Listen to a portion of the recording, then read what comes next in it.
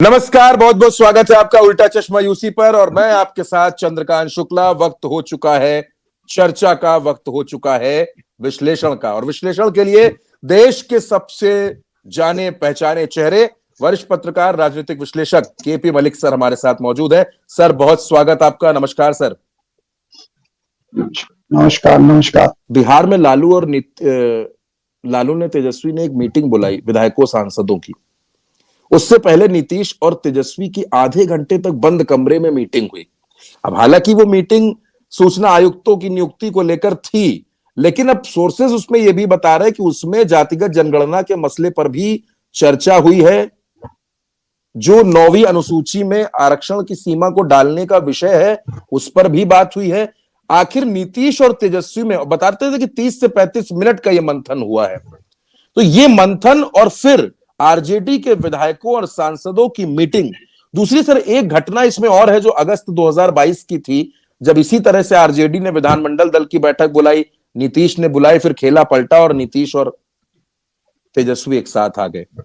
क्या बिहार में सर, मैं आपसे अपने दर्शकों के लिए बिल्कुल समझना चाहता हूं कि क्या बिहार में ऐसा कुछ है जिस तरह की तस्वीर खींची हुई नजर आ रही है? देखिए चंद्रकांत जी, अगर आप देखें, मैंने कुछ दिन पहले ट्वीट किया था और हमें अंदाजा था कि ये चीज जो हो रही है ये थोड़ा जल्दी होनी थी, इसमें थोड़ा लेट हो गया। एक बड़ा जलजला दिल्ली में आने वाला है और उसका केंद्र बिहार होगा।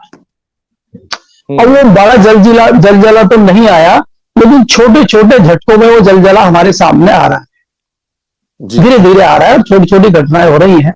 अगर आप कल की घटना देखें, जिस प्रकार से तेजस्वी यादव और नीतीश कुमार की बैठक हुई है बंद कमरे में, और लगभग आधा घंटा वो चली है, और बाहर लोगों को बताया गया है कि सूचना आयुक्त की नियुक्ति होनी है, इसलिए ये चर्चा हुई है।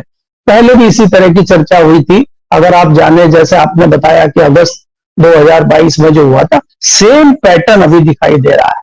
लालू जी अपना इलाज कराने सिंगापुर गए थे, वहां से लौटे हैं और लौटते तुरंत उन्होंने अपने विधायकों, विधान परिषदों और सांसदों की मीटिंग एकाएक बुलाई है। सेम जो है इस तरह की मीटिंग बुलाने की खबर नीतीश कुमार की तरफ से भी है। और नीतीश कुमार को इस तरह का नेता बिहार का माना जाता है कि आप देखेंगे वो कुछ दिन से चुपचाप हैं, कुछ बोल नहीं रहे हैं।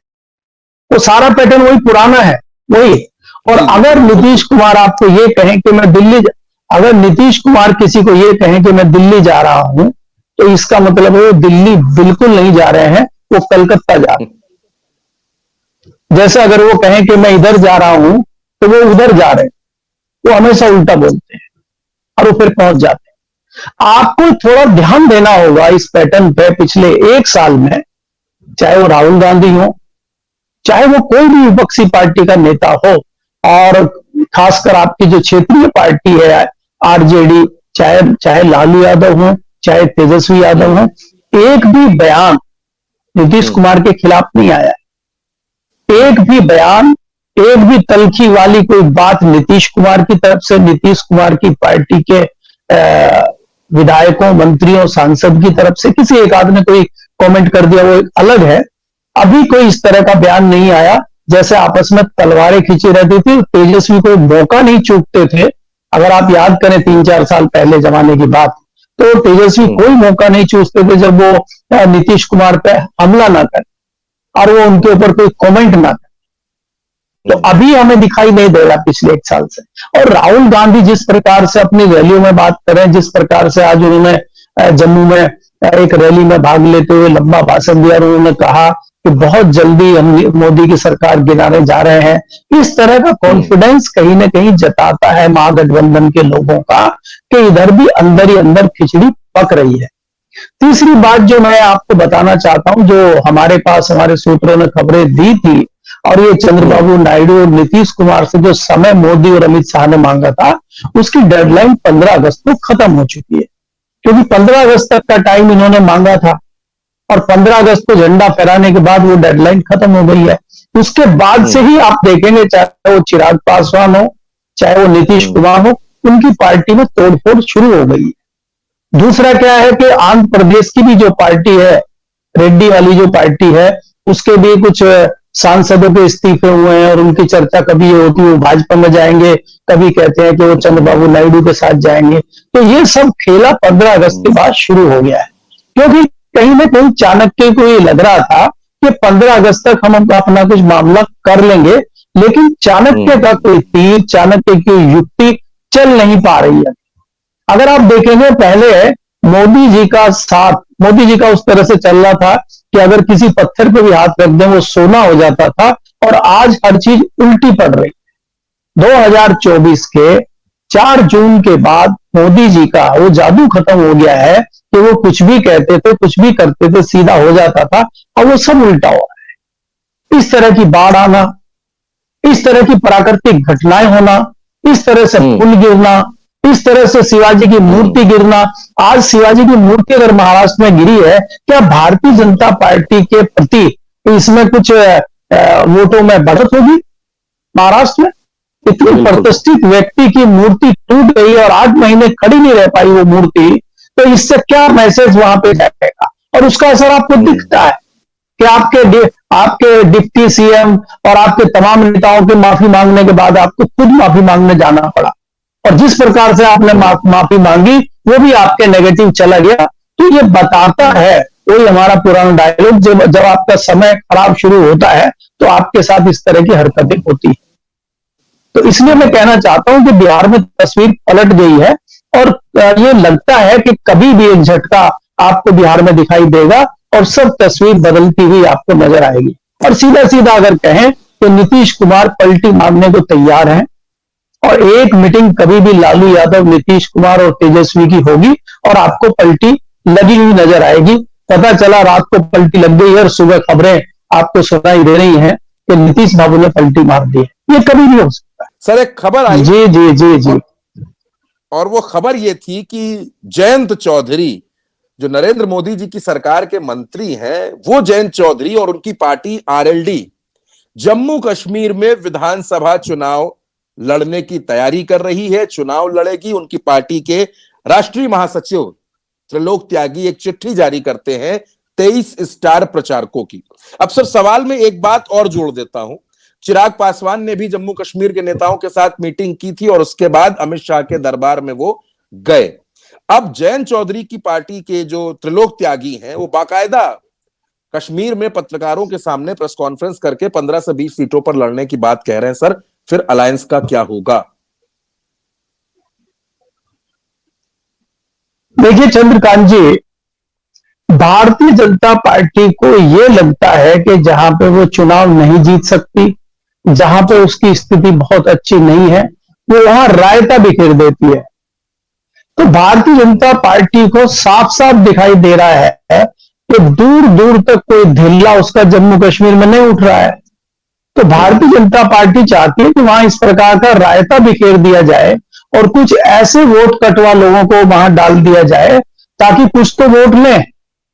अब आप अगर किसी भी पार्टी के लोगों को वहां खड़ा करेंगे तो 2000, 5000, 10,000, 1000 वोट तो लेगा ही, तो अल्टीमेटली वो नुकसान किसका होगा? महागठबंधन के लोगों का, कांग्रेस का, या कांग्रेस जिसके साथ गठबंधन करके चुनाव लड़ेगी उसका। तो ये एक रणनीति है। अब आप मुझे बताइए, चौधरी चरण सिंह को उत्तर प्रदेश का सबसे बड़ा किसान नेता माना जाता है और उनको उस तरह का नेता माना जाता है कि कांग्रेस से निकलने के बाद उन्होंने, कांग्रेस से अलग होने के बाद में उन्होंने जो एक छत्र राज पूरे उत्तर भारत पे किसानों, दलितों और मजदूरों पे किया, ऐसा नेता आज तक हुआ नहीं है। तो मुझे तो याद आता नहीं है कि कभी चौधरी चरण सिंह जी ने कोशिश की हो जम्मू कश्मीर में चुनाव लड़ने की और उनकी कोई सीटें आई हो, या उन्होंने कभी सोचा हो। और अजीत सिंह ने भी कभी नहीं सोचा, क्योंकि अजीत सिंह तो जो बाकी चीजें छोड़ के गए थे चौधरी चरण सिंह, उसी को नहीं समेट पाए, तो उन्होंने वेस्टर्न यूपी को ही अपनी कर्म भूमि, कार्य भूमि और चुनाव क्षेत्र बनाया। तो आज आप ये मजाक करना कि जम्मू कश्मीर में 15 से 20 सीटें हम मांग रहे हैं, किससे मांग रहे हैं भाई? वहां तो खाली पड़ा है मैदान, ले लीजिए भाई। भारतीय जनता पार्टी ने कहा था कि अब हमने धारा 370 हटा दी है और तमाम भारत के लोग आके वहां पे जमीनें खरीदेंगे। बताइए कितने लोगों ने जमीन खरीदी? तो खाली पड़ा है तो कश्मीर जाइए, जमीन लीजिए, कौन मना करता है? उसी प्रकार से चुनाव का मैदान भी खाली है। जिसको कॉन्फिडेंस है, जिसको लग रहा है कि मैं बहुत बड़ी पार्टी हूं, जाएं और अपना जो है जो उनको मुखालफत है अपने बारे में, उसको दूर करें जाके। जो अपने बारे में एक ओवर कॉन्फिडेंस है उसमें जाके लड़ लें। तो राष्ट्रीय लोकदल हो, चाहे उसकी चिराग पासवान की पार्टी हो, ये जम्मू कश्मीर में लड़के क्या करेंगे, इनसे अपने क्षेत्र तो समझ नहीं रहे। चिराग पासवान की हालत खराब है बिहार में। जयंत चौधरी का उत्तर प्रदेश में आप नजरिया देख रहे हैं, वेस्टर्न यूपी की 2 जिलों की पार्टी है, समाजवादी पार्टी के साथ मिलकर आपके विधानसभा में 9 एमएलए आए थे। और आप जम्मू कश्मीर में, उत्तर प्रदेश में जो आपका कार्य क्षेत्र है, वहां तो आप 9 सीटों पर चुनाव लड़ रहे हैं, और जहां आपका कोई लेना देना नहीं है, वहां आप 15 से 20 सीटों का चुनाव लड़ने की बात करें। तो ये मजाक है।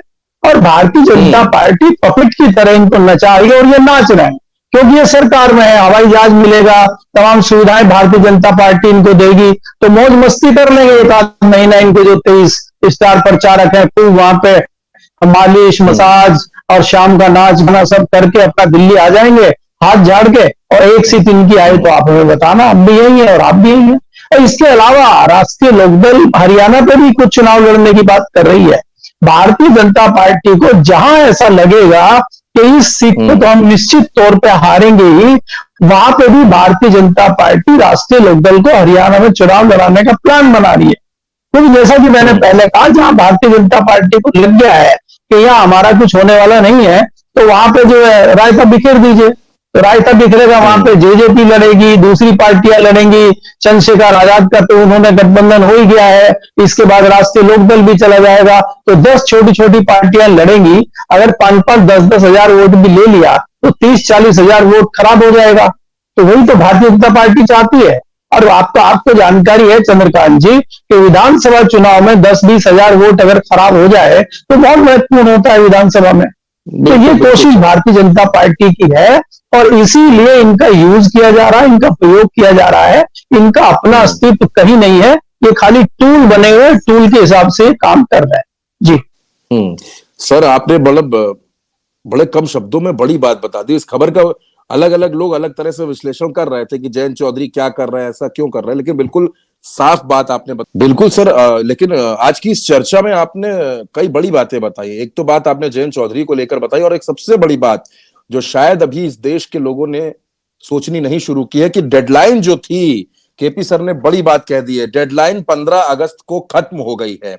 अब जो ये पीरियड आप देख रहे हैं, ये एक्सटेंशन वाला पीरियड है सर। यानी 15 अगस्त को डेडलाइन खत्म हो गई थी, अब आगे कुछ भी होगा, यानी सितंबर, अक्टूबर, नवंबर, ये जो वक्त है 2024 के आखिरी 4 महीने बड़े चुनौतीपूर्ण होने वाले हैं नरेंद्र मोदी और उनकी सरकार के लिए। अब वो कैसे निपटेंगे, कैसे नहीं निपटेंगे, ये तो बात की बात है। फिलहाल केपी सर ने यह भी बता दिया है कि अब अगली मीटिंग का इंतजार करिए जब तेजस्वी, लालू और नीतीश एक साथ बैठेंगे। यानी इस खबर पर भी नजर बनाकर रखनी पड़ेगी। फिलहाल सर, बहुत बहुत शुक्रिया आपका इन दोनों खबरों पर बड़ी बारीकी से हमें, हमारे दर्शकों को समझाने के लिए, बताने के लिए, एक एक समीकरण बताने के लिए बहुत शुक्रिया, और दर्शकों का भी बहुत शुक्रिया। नमस्कार सर।